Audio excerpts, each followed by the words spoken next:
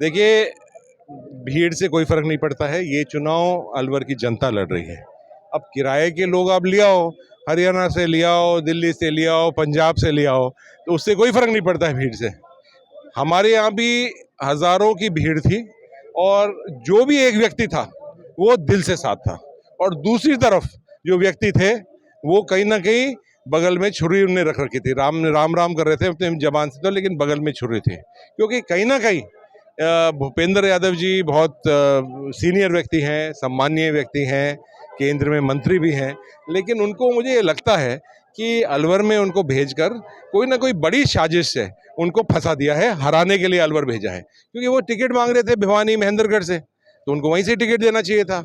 वो शायद जीत भी जाते चुनाव, यहाँ इनके हराने के लिए उनको भेजा है। और जितने ही आप विधायक देख रहे हैं, जो भी यहाँ के प्रत्याशी जितने भी लड़ रहे हैं देख रहे हैं, वो सामने तो जनता से कहते हैं इनका स्वागत अच्छी तरह कर देना, लेकिन पीछे इनसे कहते हैं वोट तो चाहे मर्जी है जिसको देना, लेकिन स्वागत अच्छी तरह करना। अपने नंबर बनाने के लिए बैठे हैं, लेकिन वो सब जानते हैं कि अलवर की ये भूपेंद्र जी गलती से कहीं जीत गए तो इन सबों की जो राजनीति है वो समाप्त हो जाएगी।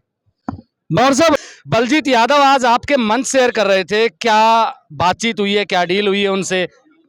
देखिए, सबसे पहले तो मैं सर की बात बताना चाहता हूँ। मुझे ये याद है कि यहाँ एक रमणन जी अग्रवाल चुनाव लड़े थे बहुत साल पहले।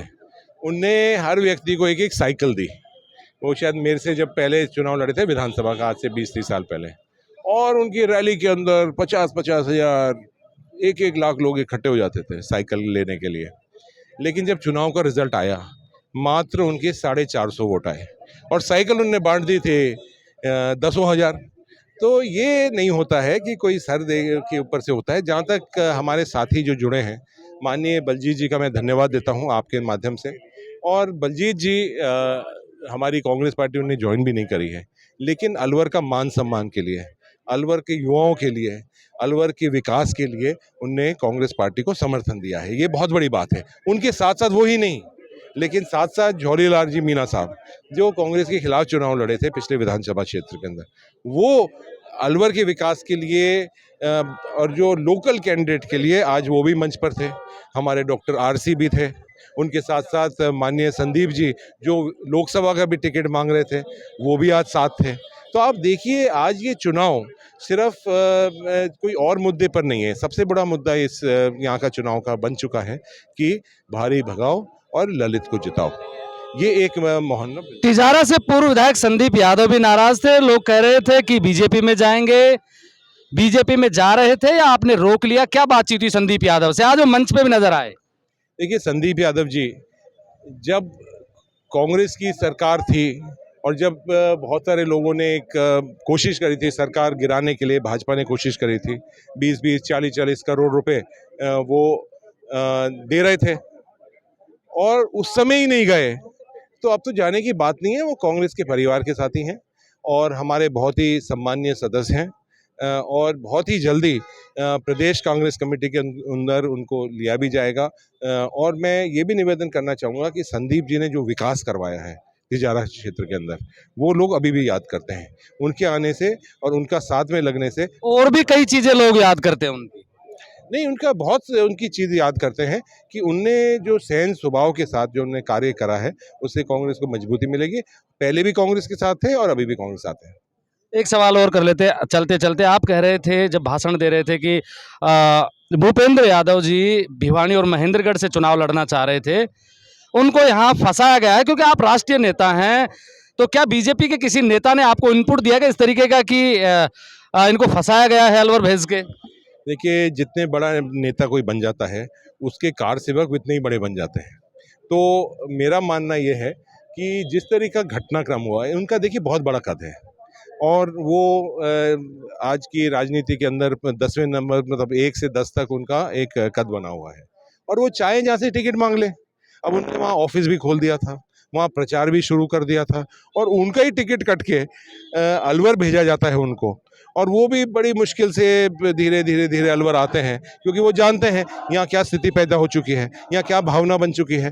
तो इसके अंदर एक बहुत बड़ा षड्यंत्र लगता है मुझे कि उनको हराने के लिए भेजा है। नहीं, बीजेपी लोग ये भी कहते थे पहले कि कांग्रेस हो या बीजेपी, भंवर जितेंद्र सिंह चलाते हैं। जो आप कह रहे हैं कि बीजेपी के जो बड़े नेता हैं, विधायक है, वो कह रहे हैं कि स्वागत अच्छे से कर दो। क्या वो अंदर खाने उनकी कोई बातचीत होती है क्या आपसे, जो आप इस तरीके का दावा कर रहे हैं? अब ये सारी बातें आपके चैनल द्वारा नहीं बताई जाती हैं। अब बात करते भी होंगे, नहीं भी करते होंगे, वो बेचारे दुखी जीव हैं जो यहाँ के एमएलएज हैं, यहाँ के जो प्रत्याशी हैं, यहाँ के जो नेता हैं, बेचारे बहुत दुखी हैं। तो कभी कभार हम हमारे साथ भी विधानसभा में थे, हमारे भी वो बात करते थे, अंदर खाने बात हो जाती है। कहीं ना कहीं वो अब हमें भी काम बताते थे, हमारी सरकार होती थी तो हम काम कर देते थे उनमें, कहाँ परेशानी है उसके अंदर, है तो वो अलवर के रहने वाले। कभी कभार कोई बात कर देते तो क्या फर्क पड़ता है उससे। अब चुनाव में 25 दिन बचे हैं। भंवर जितेंद्र सिंह, लोग ये चर्चा करते हैं कि भंवर जितेंद्र सिंह 25 घंटे भी नहीं रुकेंगे अलवर में, जबकि उनका खुद का घर है और ललित यादव को चुनाव जिताने की जिम्मेदारी आपके ऊपर है, टीकाराम जूली के ऊपर है। कितना समय आप अलवर में देंगे? क्योंकि अगर आप ललित यादव को जिताते तो इसमें कोई डाउट नहीं है कि आपका चेहरा भी राष्ट्रीय स्तर पर पहचाना जाएगा। क्योंकि जिस तरीके से बीजेपी कह रही है कि 400 पार, उसमें से अगर ललित यादव इकलौते जीते तो बड़ी बात होगी। कितने दिन रहेंगे आप यहाँ? देखिए, ये चुनाव जो है, ये चुनाव अलवर की जनता लड़ रही है। ये चुनाव जितेंद्र सिंह लड़ रहा है, अकेला ललित यादव नहीं लड़ रहा है। और मेरा जहाँ तक की बात है, उसमें चाहे वो हमारा पूरा अलवर का क्षेत्र है, उसके अंदर मेरे परिवार के सदस्य हैं। मेरा जो अलवर की जनता से जो रिश्ता है, वो सिर्फ कोई राजनीतिक रिश्ता नहीं है, बहुत पीढ़ियों दर पीढ़ी वो रिश्ता है। आप खुद देख लेंगे, जो लोग कहते हैं वो भी बात आप देख लेना, और जो मैं कहता हूँ वो भी आप बात देख लेना कि मेरा ये चुनाव जितेंद्र सिंह लड़ रहा है। मेरी जिम्मेदारी है कि ललित को हम जिताएं, और गांव-गांव, ढाणी-ढाणी तक मुझे जाना पड़ा वोट मांगने के लिए तो वो भी मैं मांगूंगा। एक अंतिम एक छोटा सा अंतिम चलते चलते एक सवाल कि आप कह रहे हो कि भारी भगाओ अलवर बचाओ। बहुत से नेता हैं जो अपनी कॉन्स्टिट्यूंसी छोड़ के, अपना गृह क्षेत्र छोड़ के दूसरी जगह से चुनाव लड़ते हैं। और अगर भूपेंद्र यादव भी दूसरी जगह से आके चुनाव लड़ते हैं, इसमें दिक्कत क्या है कांग्रेस पार्टी को? देखिए, बहुत सारे लड़ भी लेते हैं, लेकिन एक बार के ही होते हैं वो, अगली बार जनता उनको नहीं जिताती है। 10 साल तक यहाँ बाबा जी को, चांदनाथ जी को, और उसके बाद बालकनाथ जी तो यहाँ जिताया है। 10 साल के अंदर अलवर के लिए क्या करा? अलवर की जनता से मिले या नहीं मिले, कितने लोगों के पास उनका टेलीफोन नंबर है, कितने लोगों के पास उनका पता है, यही नहीं मालूम है। जो व्यक्ति नहीं जानता है कि हम आज खड़े हुए हैं मोती डूंगरी के सामने, वो जानते नहीं है मोती डूंगरी कहाँ है, भवानी तोप कहाँ है, घंटा घर कहाँ है, नीमराना कहाँ है, कोट कासिम कहाँ है, हमारा रैनी का क्षेत्र कहाँ है, गोविंदगढ़ कहाँ है, रामगढ़ कहाँ है। तो जो लोकल व्यक्ति होता है, जो वो समस्या जो होती है अलवर की, वो एक समझ सकता है, समझे के साथ साथ उसको महसूस कर सकता है। अगर कोई भी यहाँ का जो लोकल व्यक्ति होगा, उसके दिल में दर्द होगा अलवर के लिए। इसलिए आज नारा जितेंद्र सिंह नहीं लगा रहा है, ये अलवर की जनता नारा लगा रही है। हालांकि चुनाव का परिणाम 2 महीने बाद के आसपास आएगा। कौन जीतता है, कौन हारता है, इसका परिणाम भी तभी पता लगेगा। मेरे साथ में पूर्व केंद्रीय मंत्री भंवर जितेंद्र सिंह थे। आप देख रहे हैं ब्लैक एंड व्हाइट सच। मैं महेंद्र यादव। जय हिंद, जय भारत।